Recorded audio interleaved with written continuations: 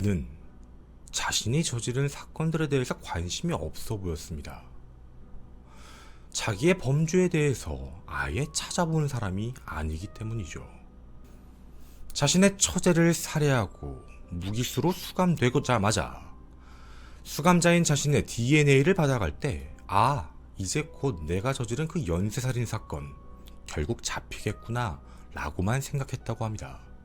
그런데 한동안 연락도 없고 아무런 소식이 없어서 왜 나를 잡으러 오지 않을까라고 생각만 하고 있던 그였지요. 그런데 2019년 그의 범죄 행각은 세상에 드러나게 됩니다. 발전된 DNA 기술로 그가 누구인지를 드디어 알게 되었기 때문이죠.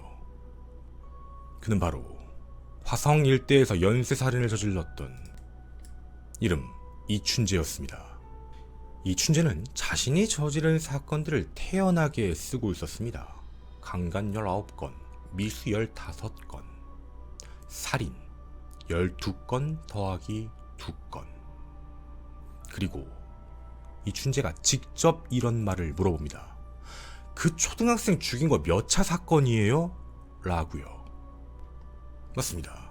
이춘재는 찾아보질 않았기 때문에 그냥 자신이 저지른 몇 차 사건 중에 한 명, 거기에 그 피해자가 있을 거라고 생각만 하고 있었죠.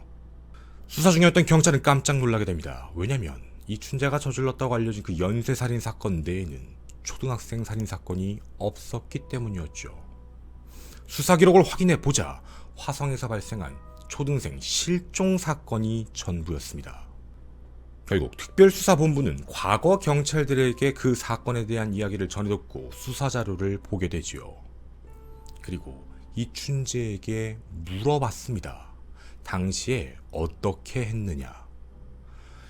이춘재는 정말 무서운 이야기를 합니다. 어떻게 그렇게 정확히 기억하는지는 모르겠지만 삶이 무료해 내가 너무 사람을 많이 죽여서 경찰이 찾아오지 않을까라는 두려움 때문에 집에서 노끈을 들고 근처 나무에 목을 매려고 하다가 두세 차례 실패한 이후 자신을 알아본 한 초등학생을 마주하게 되었다. 신고하면 어떡하지? 나를 이상한 사람이라고 봐서 경찰에 이야기하면 어떡하지? 그럼 더 위험하겠네? 라는 생각으로 그 아이를 안고 숲으로 가서 강간 후 살해했다고 진술합니다. 30년이 넘는 시간 동안 실종되었을 것이다 라고 믿고 있던 유가족들. 하지만 이춘재의 그 말 한마디에 깜짝 놀라게 됩니다. 어디선가 살아있고 잘 살 거라고만 믿었던 그 사랑스러운 딸이 30년 전 그때 이미 숨을 거뒀다는 것이죠. 유가족은 직접 이춘재를 접견합니다. 헌데 이춘재는 이런 말을 합니다. 나는 이미 사과할 건 다 했는데 참 경찰 이상하네. 경찰하고는 잘 해결되고 있는 건가요? 자신이 살인을 저지르고 유기해놓고 이 모든 책임은 다 경찰이다라고 이야기하는 이춘재. 과연 이 사건 그 이후에 어떻게 되었을까요? 당신이 몰랐던 사건 은폐 누구의 책임인가 편입니다.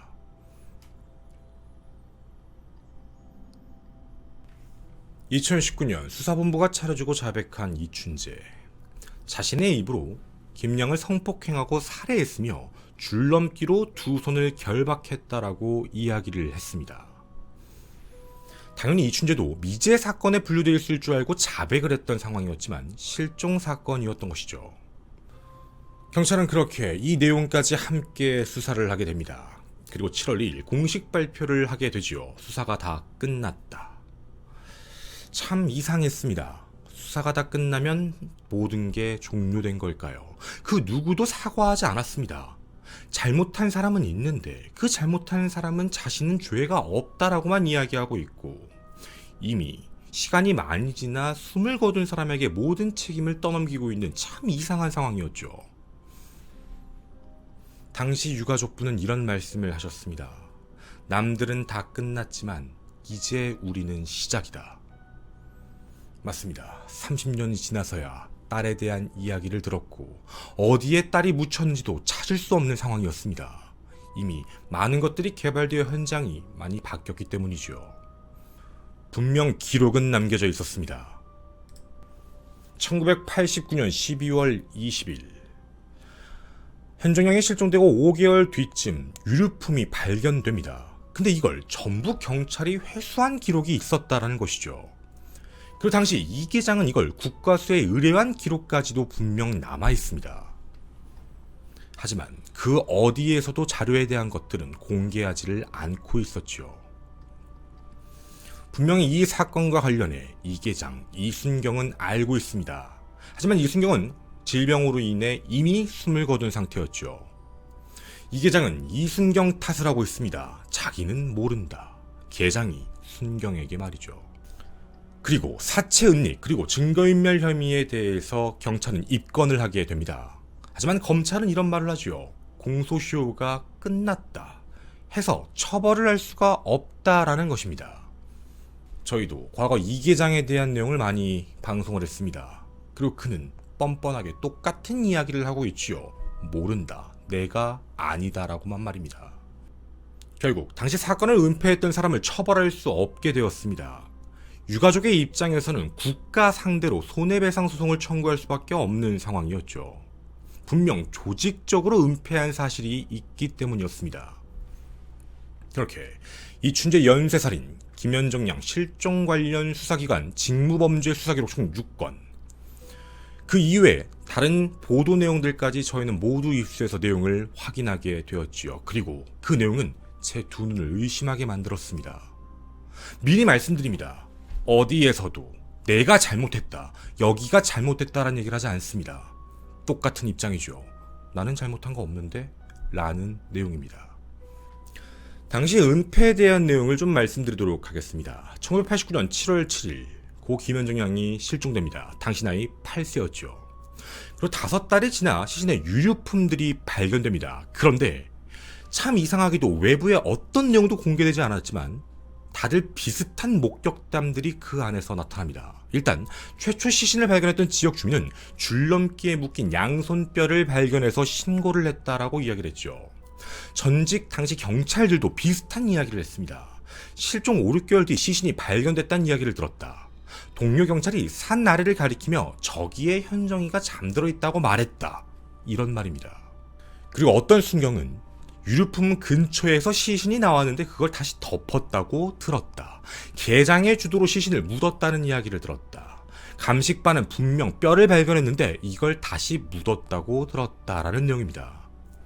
이 계장은 형사들을 집합시켜 기자들이 알면 큰일 나니 보안을 유지해라고 명령을 했고 첫 발견자에게 돈을 주고 입막음을 했다라는 내용들까지 수사팀들은 전부 털어놓게 됩니다. 30년이 지나서야 말이죠. 이렇게 조직적인 은폐로 최소 10명 이상이 알고 있는 내용입니다. 결국 자신의 딸을 죽인 그 진범이 세상에 내가 죽였다라고 얘기하기 전까지 유가족은 30년간 딸을 찾게 됐습니다. 그리고 그걸 드디어 범죄자의 입에서 얘기가 나와 그때 당시 피해자였구나라는 사실을 알고 숨을 거뒀다라는 사실까지 알게 되었죠. 아이러니한 상황입니다. 이춘재에게 어떤 감정을 느껴야 되는 걸까요? 그리고 그런 감정을 느끼게 만든 것도 분명 잘못된 내용입니다. 본 내용에 앞서 여러분은 이 사건에 대해 가장 큰 책임은 누구라는 생각이 드시나요? 분명 다 비슷한 생각이실 겁니다. 30년 전 이 사건을 덮었던 그 일부의 형사, 그 경찰들 분명 책임을 져야 합니다. 그리고 그들은 사회에 나와 그리고 적어도 최소한 유가족에게 진심 어린 사과를 해야 되는 것이 맞을 겁니다. 하지만 말이죠. 이 사건이 끝나지 않고 계속 이어지는 이유가 있었습니다. 그 누구도 인정을 하지 않기 때문이었죠. 우선 특별수사본부가 차려지고 나서 그 안에서 나온 내용, 실제 기록을 전해드리도록 하겠습니다. 화성경찰서에서 1989년 12월 22일 날 썼던 내용입니다. 89년 7월 7일 오후 3시 30분경 경기도 화성군 태안읍 진안리 소재 병저모거리 횡단보도 사이에서 발생한 가출인이라고 표현되어 있습니다. 김현정 양에 대해 다음과 같이 수사 보고를 한다. 가출인이 평소 통학하고 있는 길을 따라 주변에서 거주하는 주민 상대 범죄 첩보 등 이 내용을 입수코죠. 탐문한 바에 따르면 태안읍 진안 3리 땡땡 번지 거주 땡땡 외 3명이 여가를 이용해 주변 야산에 산새 등을 잡으러 갔다가 89년 12월 20일 오후 2시 30분경 태안읍 병점 5리 느림이 뒷산 7부 능선에서 책과 가방 등을 발견한 사실이 있다는 탐문 내용에 따라 당시 수사 그리고 외근 형사 총 10명이 현장에 들어가 현장 사진을 촬영하고 가출인의 유류품인 것을 확인하고 수거하는 한편 주변을 수색한 바 가출인을 발견하지 못하고 유류된 가출인의 옷, 소지했던 내용에서 신발 주머니 속에 정리해져 있는 것으로 보아 가출인이 옷을 새로 구입한 것 내지 사전에 옷을 준비한 걸 갈아입고 야산에 버린 것으로 추정되는 것으로 보며 단순 가출로 사료된다. 이게 당시 수사 기록 내용입니다.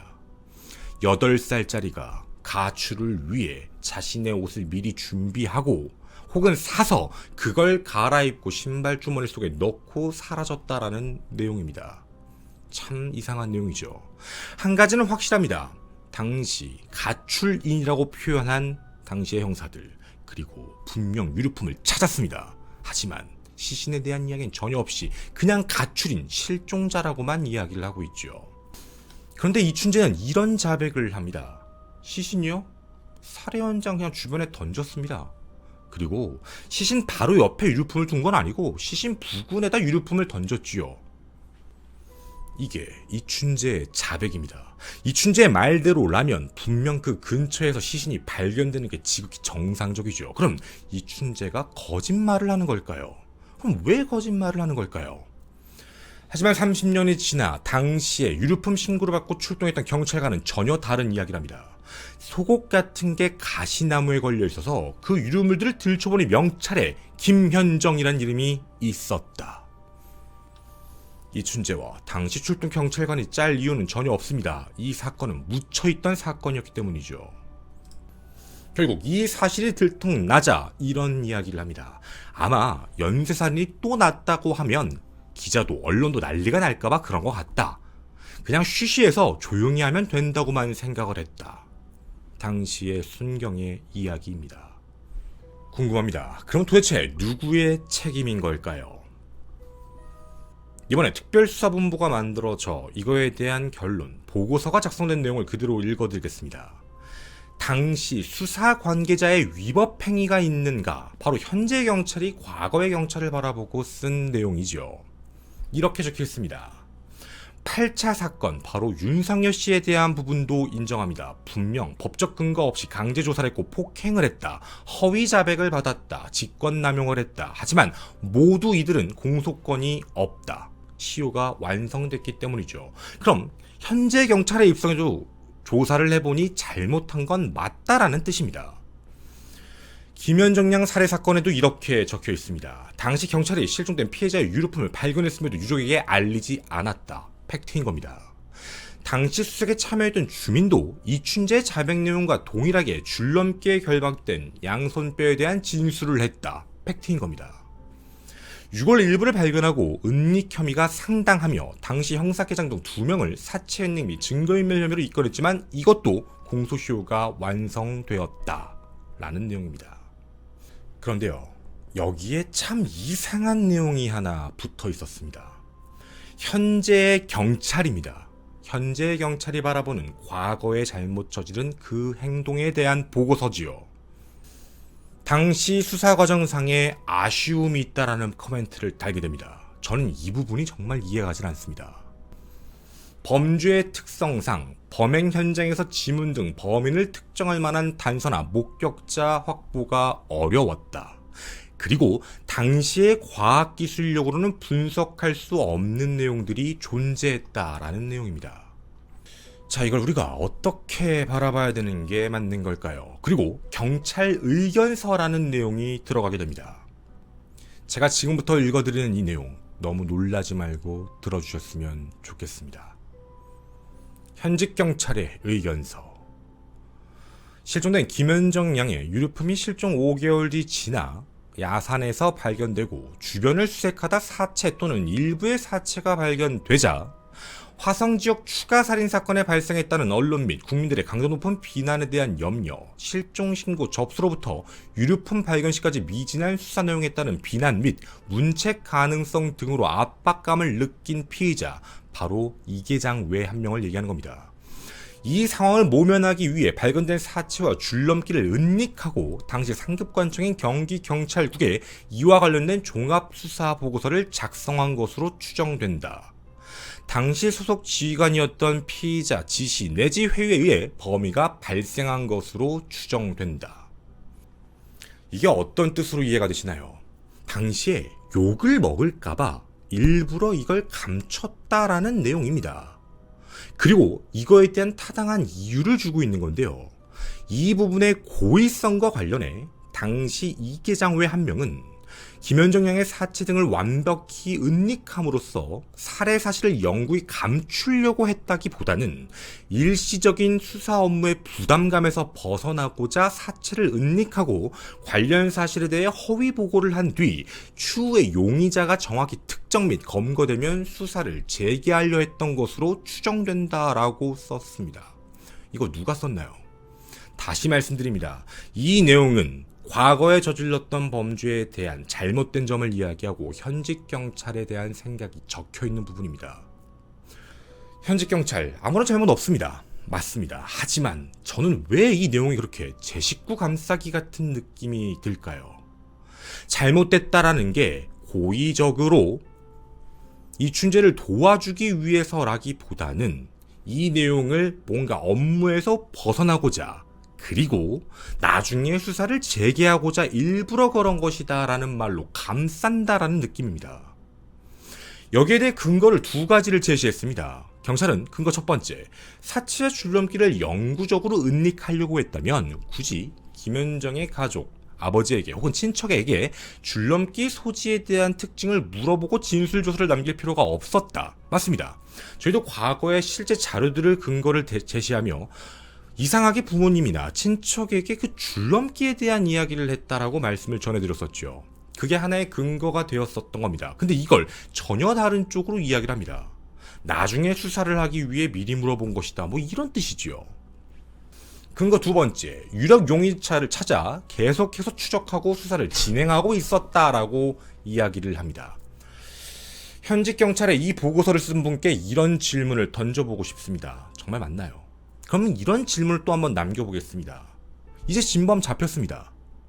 그런데 왜 이 계장은 자기가 지금도 아니라고 계속 주장하고 있는 걸까요? 이 말대로라면 이 계장은 이 내용을 인정해야 됩니다. 아, 혹시 1계급 특진했던 그게 떨어질까봐 혹은 연금이 박탈될까봐 혹시 그런 걸까요? 아니요. 이 사실을 인정한다고 해서 연금이 박탈되거나 특진이 취소되는 경우는 없습니다. 즉, 이 계장은 피해볼 게 도의적인 부분밖에 없다라는 뜻이 되죠. 그런데 이상하게 이 계장은 이 부분을 인정하지 않습니다. 그러면 과거의 경찰이었던 이 계장과 현재 경찰의 보고서는 뭔가 매치가 안 되는 부분인 것이죠. 분명 화성 연쇄살인 사건이 발생했을 그 당시에 국가적으로도 많은 현상과 특진 체계가 있었습니다. 정말 정의를 위해 열심히 수사를 하셨던 형사분들 많이 계시죠. 하지만 그 중에 미꾸라지 같은 형사들이 있었습니다. 어떻게든 범인만 검거하면 된다. 8차 사건에 억울한 옥살이를 하셨던 윤성여 씨도 바로 이 사건의 수사팀이 했던 사건이었습니다. 여기서 끝나지 않죠. 9차 사건도 엄한 사람을 또다시 구속시키는 이상한 짓을 하게 됩니다. 그럼 궁금합니다. 유력 용의자를 찾아 추적 수사를 진행했다는 말 정말 인정할 수 있는 내용인가요? 엄한 사람 계속 집어넣지 않았나요? 저는 이 내용이 제 식구 감싸기라는 느낌이 너무 많이 듭니다. 그것도 현직 경찰의 보고서에서 말이죠. 그럼 이 내용대로라면 누구의 탓인 건가요? 누구의 잘못이라고 얘기를 하고 있는 건가요? 이 계장은 인정하지 않고 현재 수사 보고서에선 이 계장이 그런 건데 수사에 대한 부담감 때문 나중에 잡기 위해서 그런 것이다. 이게 정말 맞는 쉴드인 건가요? 여기서 끝나지 않았습니다. 유가족의 입장에선 한 가지 방법밖에 없지요. 바로 국가에게 의존해야 되는 겁니다. 국가의 기관이 이렇게 조직적으로 은폐했던 하나의 살인사건. 결국 경찰에 대한 공소권 없음이라는 내용을 받아들였던 유족은 국가를 상대로 손해배상 청구 소송을 하게 됩니다. 너무나도 당연한 내용이었죠. 원고는 유가족, 피고는 대한민국 정부입니다. 그런데 피고 측, 바로 대한민국의 소송 대리인은 이런 참고 서면이란 걸 제출하게 됩니다. 자, 이게 2020년 당시 대한민국 정부의 입장임을 분명 밝힙니다. 하나, 이 사건은 피고의 소속기관, 바로 대한민국의 소속의 수사기관이 조직적이고 계획적으로 진실을 은폐한 사건이 아니다. 피해자의 실종 신고를 받은 경찰은 주거지 일대의 대대적인 수색은 물론이고 피해자의 가족과 친족 등 주변 사람들에 대해서도 일만의 가능성이라도 배제하지 않고 탐문 및 수사활동을 하는 등 그 당시 수사 영역이 허용하는 범위에서 피해자를 찾기 위한 노력을 했다. 다만 그 당시에는 현재처럼 과학수사기법이 제대로 도입되거나 발달하지 않았던 시기였던 관계로 현재의 수사 수준 또는 객관적인 데이터나 첨단 과학기술에 기반한 현대수사의 기준에서 그 당시의 수사활동을 살펴본다면 다소 미흡하다고 느껴질 수 있으나 수사와 관련한 위법성 여부는 그 당시 수사 여건과 능력을 고려하여 판단할 필요가 있다. 무슨 의미로 들리시나요? 조직적이고 계획적으로 진실을 은폐한 사건이 아닌 이유가 지금의 과학수사의 기법으로 그때 당시를 살펴보면 안 된다라는 뜻인 겁니다. 그럼 그때 당시의 과학기술, 그때 당시의 수사활동으로 보면 유류품이 나와도 시신이 발견돼도 일단 묻어놔도 된다라는 뜻인 건가요? 진실을 은폐하지 않았다고요. 아니, 진실을 은폐한 상황입니다. 그리고 이건 국가도 하나 잘못 생각하고 있는 게 있습니다. 분명 새로 만들어진 특별수사본부에서도 당시가 잘못됐다고 인정을 한 상황입니다. 그런데 정부는 그게 잘못된 입장이 아니다라고 얘기를 하는 것이죠. 이 사건에서 유가족이 가장 중요하게 지적하는 부분은 당시 경찰관이 줄넘기에 결박된 양손뼈 등 사체를 발견했음에도 이를 땅속에 다시 묻었다라는 점인데, 이 주장과 달리 당시 발견된 뼈를 어떻게 처리했는지는 분명하지 않다. 말꼬리 잡기죠. 경기 남부경찰청 보도자료에 따르면 지역 주민으로부터 줄넘기에 결박된 양손뼈를 발견했다는 진술을 확보한 점, 그리고 아버지 등 참고인 조사 시 그 김현정 양의 줄넘기에 대한 질문을 했던 점, 유류품을 확인하고도 유가족에게 미리 알리지 않은 점들을 종합해 보면 아마 유골 일부를 발견한 후 은닉하였을 것이 상당하는 취지로 기재가 당시에 되어 있는데, 당시 경찰관들이 발견된 사체 일부를 땅속에 도로 묻었는지 여부는 확인된 바가 없다. 또 당시 경찰관이 줄넘기 줄에 결박된 양손뼈를 발견하였음에도 이를 유가족에게 알리지 아니하는 등의 행위는 해당 경찰관의 부적절한 업무 처리에 해당 가능성은 있다 해서 대한민국 정부 소속 경찰 조직 전체 혹은 대한민국이 들어가 조직적으로 사건을 은폐하려고 한 것은 절대 아니며, 해당 경찰관 외에 다른 경찰관이 이에 협조하는 행위를 한 내역도 분명하게 확인된 바도 없다. 따라서 이는 국가에 의해 조직적으로 자행된 폭력 내지 인권 침해에 해당한다고 볼 수 없다. 대한민국 정부가 유가족에게 한 이야기입니다. 이 말도 참 말장난이 많습니다. 이 주장과 달리 당시 발견된 뼈를 어떻게 처리했는지는 분명하지 않다. 이 춘재가 자백을 했습니다. 그리고 그 뒤에 어떻게 이 계장이 얘기를 안 합니다. 그리고 이건 누구도 짜지 않은 함께 이어지는 공통적인 진술들이죠. 하지만 이걸 이상할 정도로 부정하고 있습니다. 어떻게 묻었는지 확인된 바가 없다. 그럼 묻겠습니다. 묻었다라는 건 진실 아닌가요? 근데 그걸 어떻게라는 말을 갖다 붙인다. 도로 묻었는지 확인된 바가 없다는 건 말장난을 심하게 치고 있다라는 느낌밖에 없습니다. 그리고 바로 이 대목이 참 저는 의아했습니다. 알리지 않았다. 이런 행위는 당시 해당 경찰관의 부적절한 업무 처리다라고 얘기하는 것이죠. 이건 경찰 조직 전체, 그리고 대한민국이 조직적으로 사건을 은폐한 게 결코 아니다라는 말 한 발 빼기라는 느낌입니다. 그럼 경찰은 대한민국 국가 소속이 아닌 건가요? 또 하나, 이게 그렇게 끝난 문제였나요? 당시 연관된 사람 10명 이상 상부에 보고까지 들어간 내용이었습니다. 하지만 그 내용 전부 묻혔지요. 경찰 조직 한 개 형사만 했던 게 절대로 아니라는 뜻입니다. 그리고 이들은 계급 특진 이런 상황까지 왔었죠. 이 말을 100번 1000번 양보한다 하더라도 경찰은 분명 국가 소속입니다. 개인의 소속이 아니죠.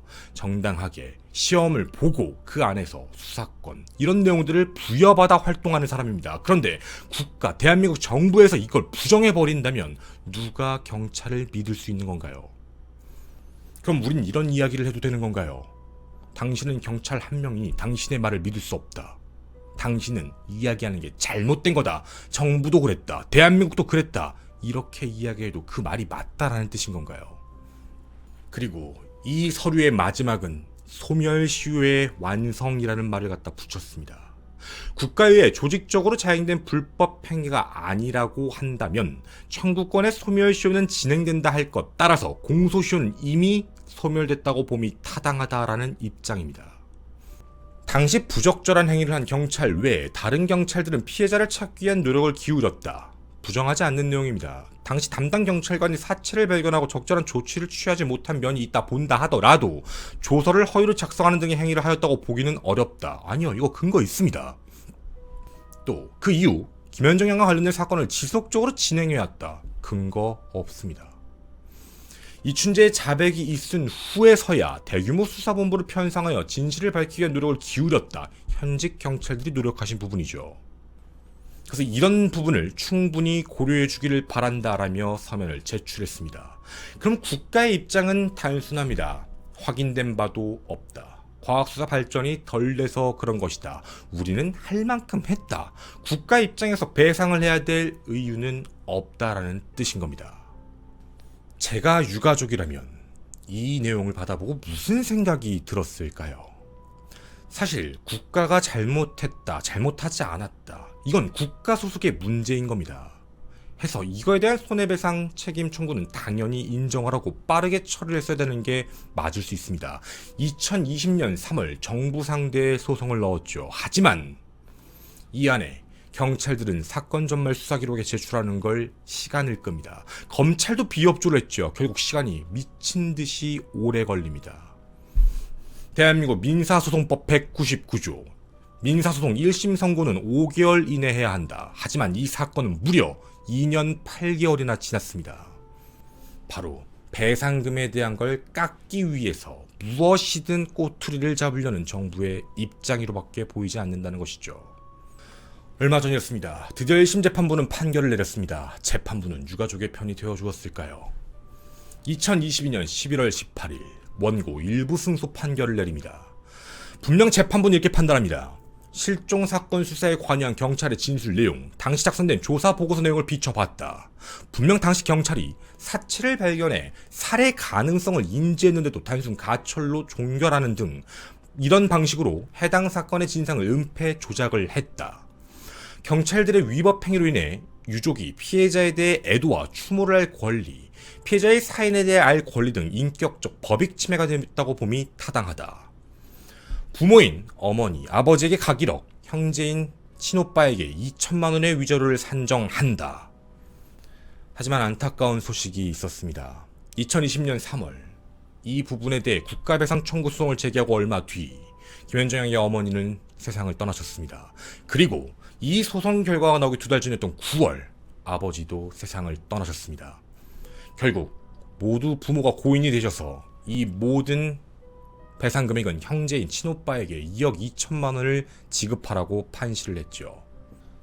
최초 제시했던 금액은 2억 5천만 원이었습니다. 하지만 법률 대리인의 입장에서 부모님이 극심한 정신적 고통을 받아 사망에 이르렀다며 10월 달에는 손해배상 청구액을 4억으로 높였습니다.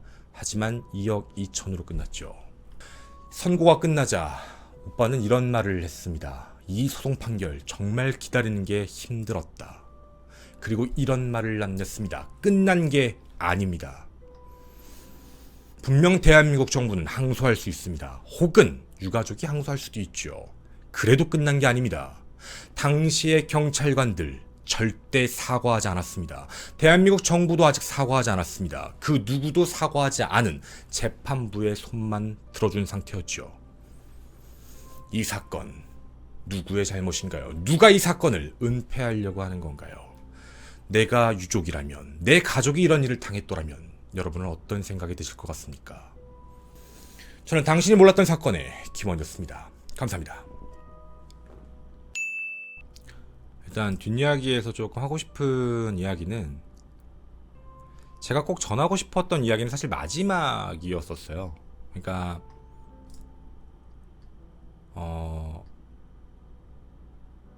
과연 이게 맞나라는 느낌이었거든요. 분명히 당시에도 경찰청장까지 나서서 죄송하다, 이분에 대해서 뭐 수사든 책임이든 정확하게 물고 뭐 유가족분들에게 더 이상 그런 피해가 없게 하겠다라고 정부도 그렇고 다 그렇게 발표를 했었어요. 이게 워낙에 당시 사건 이슈가 컸기 때문에. 근데 그 뒤에 이들이 한 행동은 수사 기록도 늦게 주고 시간은 계속 끌었고, 그러니까 이게 유가족의 입장에서 생각을 해보면 저는 개인적으로 2차 가해라고 생각을 해요. 이게 왜 2차 가해냐면, 국가가 그쵸, 물론 손해배상 청구가 들어왔을 때 그거에 대해 방어를 할 수 있는 권리가 있다라는 거 당연히 있죠. 그걸 내가 부정한다는 건 아니에요. 그런데 틀린 이야기를 해서 이건 아니야 라고 하는 부분 정도는 이해할 수 있겠다예요. 제가 지금 이거를 반론을 제출했다고 제가 이걸 가지고 뭐라고 하는 게 아니에요, 절대로. 근데 이 내용이 외부에 공개가 안 돼서 그렇지 이 내용이 말도 안 되는 거예요. 이거를 여러분 입장에서, 유가족 입장에서 받아들이면 어떨까라는 생각을 해보시면, 아니 다 안 맞잖아요, 말이. 아니 경찰 현재 수사했던 사람은 과거에 그랬던 거 맞는 것 같은데 이러이러해서 이렇게 한 것 같아 라고 얘기를 하고, 뭐 쉴드 치는 것도 아니고, 그럼 대한민국 정부는 딱 나타나가지고 얘기하는 게, 야 이거 확인된 거 없지, 뭐 없지, 야 이거 뭐 정확하게 묻은 것도 아니지. 그럼 이렇게 얘기를 해보고 싶어요. 이춘재가 거짓말한 거야? 이춘재는 이 사건이 어디에도 알려져 있지 않았던 사건인데, 이게 이춘재 자백 이후에 그런 것들이 쭉 나왔고 당시에 수사했던 사람들도 나왔고 다 의견이 매치가 되는데, 이춘재의 진술에 대한 신빙성 높다라고 이미 다 알고 있어요. 당시 수사기록도 그렇게 돼 있고, 정확하게 얘가 지금 얘기하는, 자기도 몰랐다, 자기도 이게 미제 사건으로 분류되어 있는 줄 알고 얘기했다가 이렇게 된 거니까 얘기 안 할 이유가 없는 건데 한 거잖아요. 다 정확하게 얘기를 했고 정확하게 기억을 하고 있고. 그럼 이렇게 되면 이게 상황이 그 어떤 사람도 책임을 지지 않는다라는 느낌이에요. 그럼 누구도 책임을 지지 않아도 된다라는 건지, 우리가 대한민국 국민으로서 국가를 믿고 어쨌든 국가 체계 안에서 우리가 살고 있는데, 이런 사건, 이 사건이 발생되고 나서 국가의 입장에서는 당시 수사 잘한 거야, 뭐 그렇게 한 거는 일부 개인이 그런 거야, 조직적인 건 아니야, 이런 식으로 얘기를 해버리게 되면 이게 얼마만큼 문제가 심각한 대화 내용, 이제 그 답변서인지 여러분은 어떻게 느끼시는지 잘 모르겠어요. 저는 이게 원래 있는 그런 건가라는 생각이었었어요. 근데 이거에 대해서 변호사분도 저 말을 할 줄은 몰랐대요. 그냥 소멸시효 정도는 주장할 줄 알았는데 그 얘기는 하겠지라는 생각이었는데, 원래 국가는 항상 저런 보상금 문제 나오면 소멸시효 얘기를 하니까 그 정도만 얘기를 하겠지라고 생각했는데, 저 얘기는 너무하잖아요. 아니 이런 생각이 들어요. 그럼 이 표현대로 얘기를 해보면, 이 표현대로, 자, 이춘재가 잡혔는데 이춘재가 화성 사건을 자백하지 않았어, 현정양 사건을 자백하지 않았어. 만약에 자기가 먼저 얘기 안 했어, 그러면 어떻게 됐을까? 이거 묻히겠죠? 누가 나서서 얘기할 건데? 그냥 또 묻어질 거 아니야. 그냥 또 그러고 지나가겠죠? 그럼 내가 궁금한 게 그거야. 유가족은 이춘재한테 감사해야 돼? 이게 진짜 이상한 감정이라고. 이제라도 얘기해줘서 고마워라고 해야 되는 거야? 아니 자기 딸을 살해한 살인마한테 살인에 대한 이야기를 들었고 그걸 경찰이 덮었대. 이걸 어떻게 판단해야 되는 거야? 이거 뭐라고 얘기를 해야 될까? 그러니까 저는 이게 너무 유가족에 대한 생각을 안 하는 것 같아요. 이게 2차 가해라는 생각을 안 하는 것 같아. 그리고 이거 가끔씩 댓글 보다 보면은 뭐 윤석열 씨한테도 그렇고 이것도 그렇고 뭐 그 피해 보상 금액에 대해서 뭐 이거 해가지고 뭐 누구 죽음으로 해서 돈 뭐 보상금 많이 받으려고 한다라는 악플 다는 좀 정신 나간 친구들이 많이 있던데, 제발 방구석에서 그렇게 살지 말고 좀 사회로 나와라 좀. 저게 정말 안타까운 게 피해 보상금과 관련되어 있는 부분도 책정되어 있는 부분들도 있고요. 그리고 이 세월은 누가 배상을 할 거고, 세월을 돈으로 보상한다는 거 어려워요. 쉬운 거 아니야. 절대로. 윤석열 씨 뭐 18억 받는다고 했더니 그 정도면 뭐 할 만해, 뭐 들어갈 만하네. 진짜 나쁜 새끼들인 거예요. 그것 때문에 자기도 가족도 온 집안이 풍비박산한 거야. 거의 그 20년이 넘는 시간 동안 이 집안은 살인마의 집안인 거야. 그렇게 알려줬을 거 아니에요. 아니, 이게 사람들이 받는 피해에 대해서 너무 단순하게 생각을 하고 있는 것 같아요. 그 청춘은 어떡할 거고, 그 시간은 어떡할 거고. 그런 말 함부로 하는 거 아니에요. 아무리 인터넷 세상에서 글을 쓰는 게 자유롭다 하더라도 그런 말을 하는 거 절대로 아니에요. 저는 지금 이 사건에 있는 이 내용들을 살펴보면서 예전에도 좀 이제 세부적인 내용들을 여러분한테 보여드렸었어요. 정보를 받아서.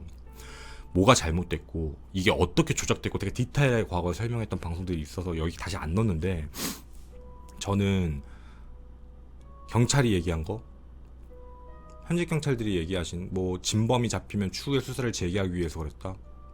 시신 어디 있는데? 시신 못 찾잖아 지금도. 그게 다 개발됐고 어디 있는지 모르잖아. 이거 어떡할 건데요? 이거 누구한테 책임 물어야 돼요?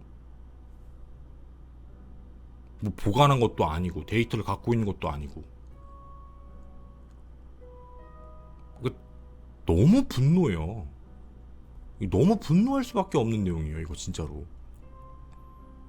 그래, 이제 그럼 그 경찰의 말대로 한번 믿어보자. 진범이 밝혀지면은 그거에 대해서 하려고 했다. 이 계장은 왜 말을 안 해? 아무것도. 또 심씨도 있잖아. 그 사람도 아무 말 안 하고. 이거 지금 이 사건 진실 아는 사람들 있어요. 많아. 생각보다 살아 있어요. 말을 안 해요. 다 자기는 모른다 그러고, 이미 숨을 거둔 사람들, 뭐 다른 형사, 이제 숨을 거둔 그때 당시 있었던 형사들, 그 사람들한테 책임 떠넘기고 자기는 아니라 그러고. 아니, 이거는 다 인정을 했잖아. 그럼 사과를 해야지. 근데 갑자기 국가는 아니래. 일부 몇 명이 그런 거래. 그럼 사과는? 그러니까 저는 뭐 누가 지금 2022년 현재에도 이걸 또 은폐하고 있다라는 생각이에요. 저 개인적인 생각이니까 뒷이야기 된 겁니다. 또 은폐해요. 범인 또 감쌌고, 당시 했던 애들 또 뭔가 쉴드 쳐주려고 하고, 빠져나갈 구멍을 국가가 만들어줬어. 정확한 그건 없다. 도대체 누구 편인지 모르겠고, 이건 뭐 하는 건지 모르겠어요. 저는 진짜 개인적으로. 여러분도 꼭 알아두셨으면 좋겠고, 아직 끝난 거 아니니까 여러분이 꼭 기억해 주셨으면 좋겠습니다. 감사합니다.